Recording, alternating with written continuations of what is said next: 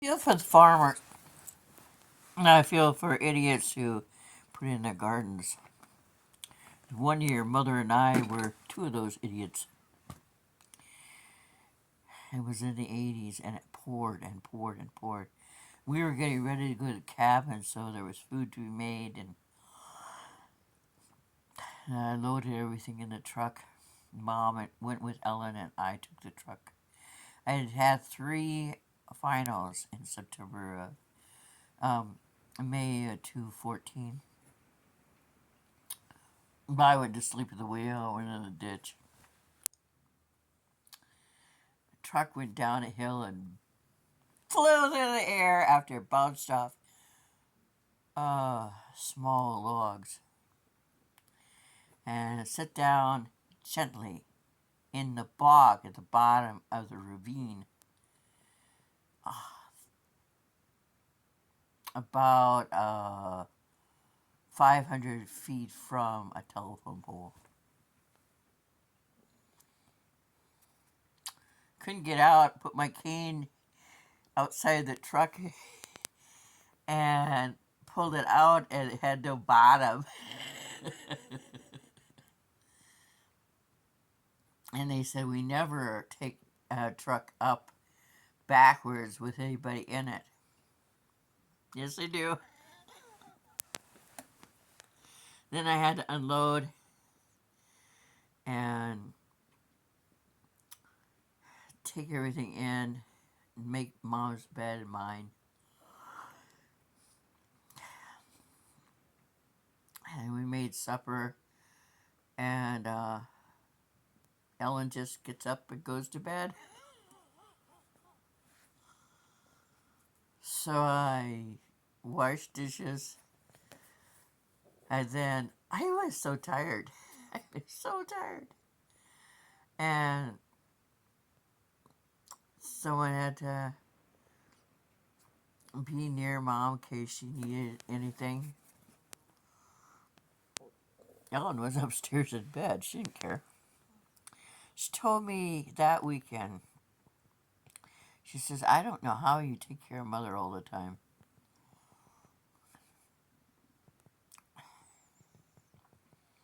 I felt like the time she told me that if I just stick with a job, I'd be further along than if I worked a few months and quit.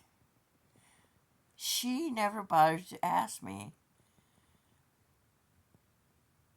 if I was on a contract. When you work a contract and you're a seasonal in a national park, when the park closes or the season is over, you lose your home and you lose your job.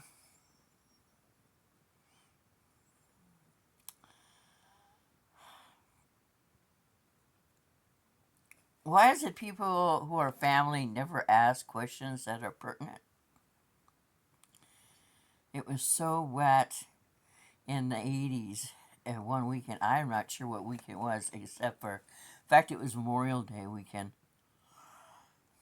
In northern Wisconsin, they have horse companies, horse farms that rent horses out for horseback riding and stuff. Nobody was out there riding their ATVs or horse riding. It was so wet. And most of Wisconsin is boggy. And there was a lot of water. Even the lakes were high. When I saw the river rushing behind Wolfies yesterday, I was surprised that even the fishing areas on right behind Wolfies were floating pretty much. And across the lake, where there's an RV camp, they don't allow any tents, and it wasn't full. And it's supposed to be 100% chance of rain today here in Quasqueton, Iowa. I want to take out that carpet in that little room. And I'm going to do it. I decided to take out. I have to take out all the carpet because of the fleas we have, and I'm really happy that is a hard floor underneath it. Because I never seen the bottom of a underneath the carpet in a mobile home. I didn't know. You know, it could have been held together with screws or sponge. I don't know. But it's hard. And Ruth says, when I said it's cement, she said, "Are you sure it's cement? Because you wouldn't think they would put cement down. It's cement. It might not be the thickest cement. It doesn't need to be thick cement. It just needs to cover the floor."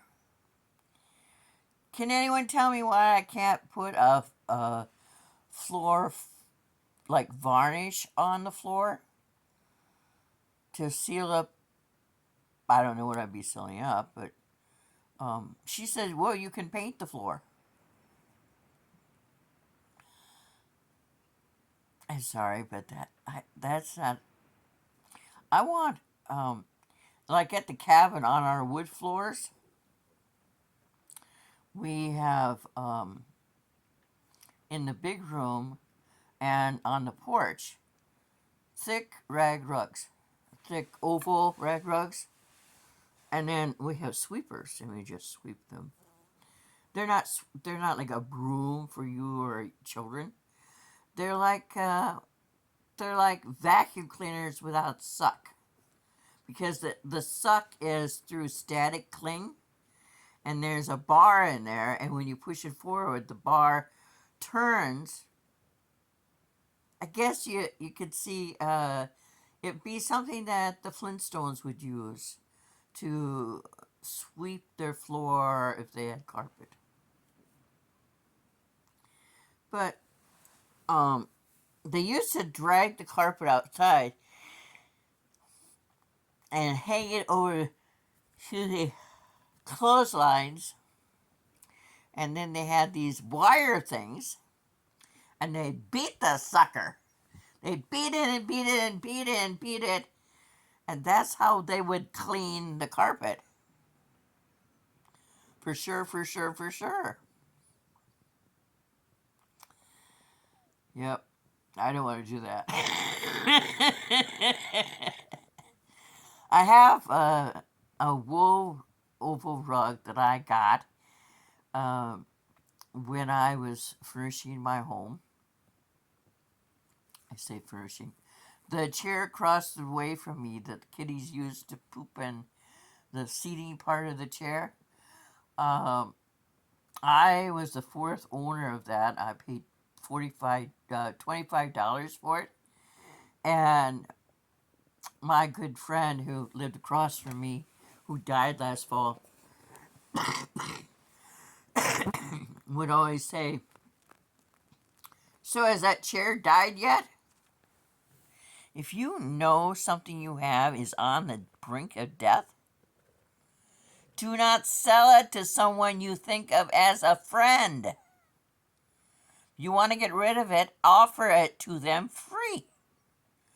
I bought two of these and 220. My friend was with me and she just had to have one. $750. I need an electric part because my electric thing, I don't know if I can put my arm back. It hurts today a lot. And it's still back here somewhere.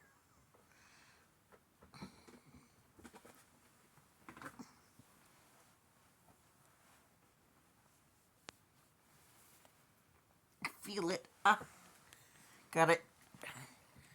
I need this part. That's all I need to make my chair work again. And I contacted the people who sold me the chair and said, "Yeah, we have them." And that's all I ever heard of them. That's the part I needed, the chair.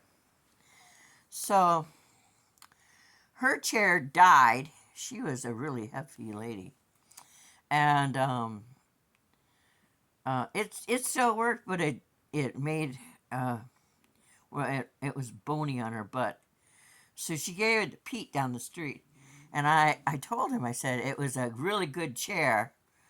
She's not giving you junk. She gave away a $750 chair, and her big ass chair that she didn't want, she sold to me for $25. One of us is a schmuck. Bye.